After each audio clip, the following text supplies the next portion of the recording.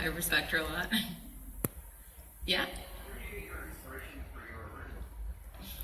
So the original stuff, like a lot of it is inspired by, like the overall sound is kind of, cinematic. It's the video game and film stuff that I love the most. And so a lot of times when I'm writing a song, it's not necessarily a particular like story behind it. It's usually like a particular emotion maybe that I'm either feeling or trying to convey. And sometimes, what I am trying to convey through the song, like somebody listening to it will have a completely different feeling when they're listening to it, which I think is really cool because, music can speak to people in different ways, and I think that's really neat. And so that's why I don't try to be like too specific with things ever. There are a few songs that I've written with like a more specific thought or story in mind, but it's kind of like, I like to let the audience interpret it as well.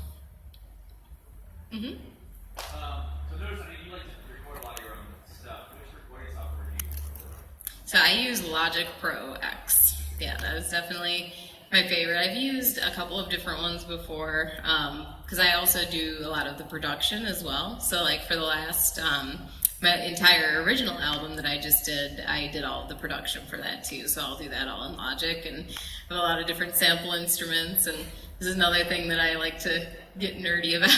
I could like talk about the production software all day long. I really enjoy doing that too. For a while, I hired somebody to help me with doing the production and things like that. Like my first few albums, I couldn't afford that, so I just learned how to do it myself, and then I missed it, so I went back to it for this last album, and I'm kind of doing that again lately for all my singles and the new album that I'm doing and stuff too, because I really like it a lot.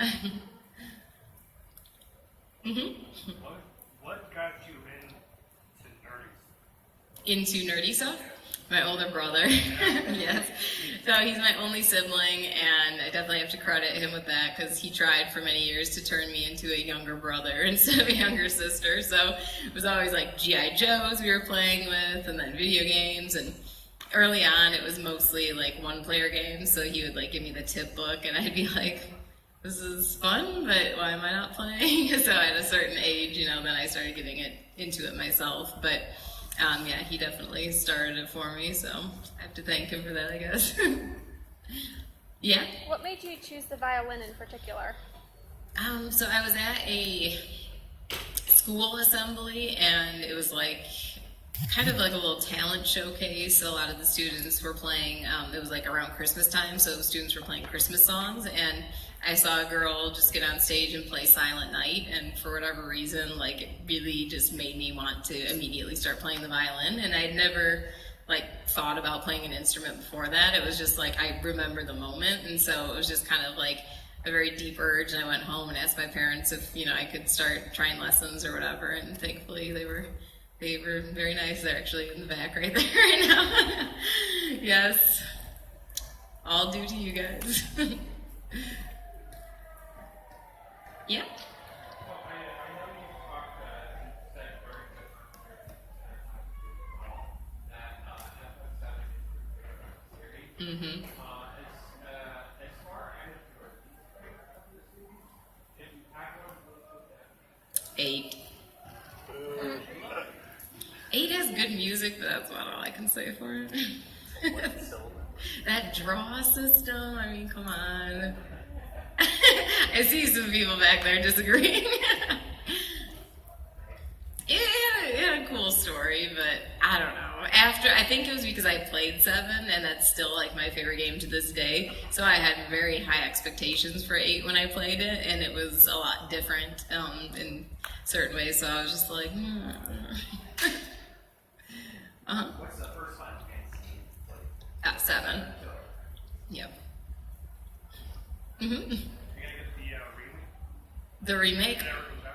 Yeah, I know. What's going on with that? Yeah, I want to try it.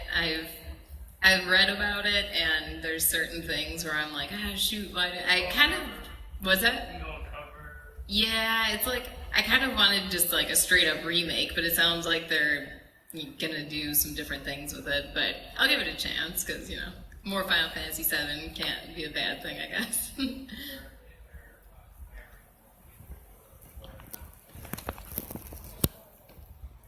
Interesting, okay. Okay, interesting.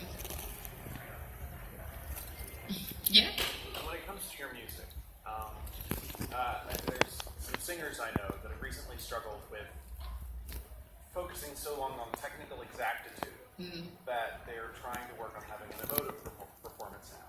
So when it comes to playing your music, is there a guiding principle that you use between I need to nail this rhythm exactly so, and that sounds like a cerebral classical piece, Yeah. and something more emotive? Where do you stand? I kind of think like, because I was classically trained growing up, and I did auditions for orchestras and things like that, and left crying, and just like that whole classical world is just not necessarily like what I wanted to ever pursue, and that's kind of why I never thought I would have a career in music. But the thing that's so cool with like playing these types of shows or whatever is that like everyone is here to have fun. They're not here to like judge you or it's not an audition. It's just you are performing, and I feel like part of your job as a performer is, a big part of it is to like connect with your audience. And so if you have to maybe sacrifice a little bit of the technicality in order to better connect, I think that's definitely a sacrifice worth making. You obviously want to stay true to what you can do skill-wise and everything, but I think that's one of those things that is hard for a lot of classical musicians because you've basically been told from the beginning that technicality is what matters and don't move around when you play. Like I heard that all the time when I was growing up, so it's very different from what I'm doing now, but that's what's cool about all the like classical crossover stuff, because you still can have an appreciation for classical music, but you don't have to kind of exist in that world that's sometimes a little closed-minded. Thank you. Mm-hmm. Yeah. So, a lot of times when I write reputable guests, come to larger ones like this, Mm-hmm. one of the common threads I see when they're asked about it is that smaller ones tend to be more personal because of smaller audiences, but the larger ones tend to be more scary Oh, okay. for the same effect. Mm-hmm. My question is, what is your opinion, specific on things like a larger That's a good question. So I just recently did a smaller one in December. It was like at the very end of December, Ichiban Con, and that's also kind of like affiliated with this one. And that was a really cool one. That was probably one of the smaller ones that I've been to. But I think it's kind of like there's so much going on, even if it's a smaller con too, that it's like, it's going to be a more intimate audience in this type of a Q&A. Like maybe the audience for the performance is bigger, but you can still find like that intimacy even at a larger con. Like right now we're just kind of like hanging out, and I really like this. So it's fun to have the balance. Like I think it's fun, and that's why it's nice to do some of like the different events too, not just do the performance, but also do something like this so you can really like have a conversation with your audience and stuff too. So I like it all. Yeah? Oh, sorry. Are you planning another tour? I was thinking about it, but the tour, it was a really good experience. I did 3 of them, and last year I did 2, and they were both in Europe. And when you do the tours, it's like a huge commitment. You're gone for like a month, so you're not only like not home seeing your family, but you're also kind of just kept from being able to work on projects and new videos and things like that. So it's like a huge thing to plan around, and it's one of those things where I think people need to kind of love that lifestyle if they're going to commit to something like that, because it is like, it's a very different lifestyle, and it doesn't feel like it really fits me as a person so much. Like I'm a little bit more of a hermit and I just kind of like being home a lot. Like I love performing, and I love like meeting and interacting with my audience and everything, but that's why I love doing things like this, because it allows me to do that, but then I get to go home afterwards and not be gone for like 30 days straight or something like that. So yeah, I think I wouldn't rule it out in the future, but as of right now, I'd kind of rather like do this type of a thing where, maybe like once a month or twice a month. That would be like an ideal thing for me, so I'm kind of working towards that right now. Yeah.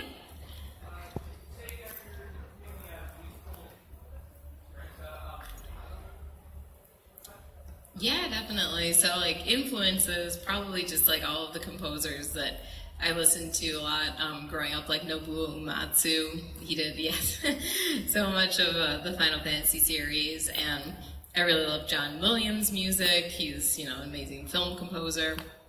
And there's some like modern composers too. There's one, Thomas Bergerson.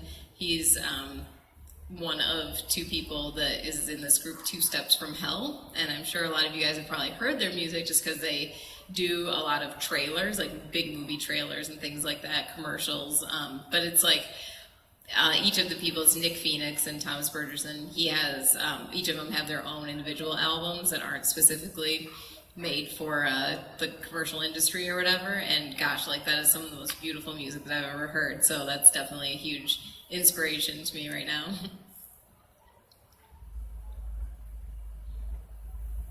Yeah. If you could pick a second instrument to play, or if you do, what is it?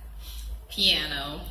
So I play piano like decently. I wouldn't want to like perform piano. It would be probably pretty bad. But that's what I use like when I'm composing and when I'm doing like all the production on the computer. So like I'll be playing my MIDI keyboard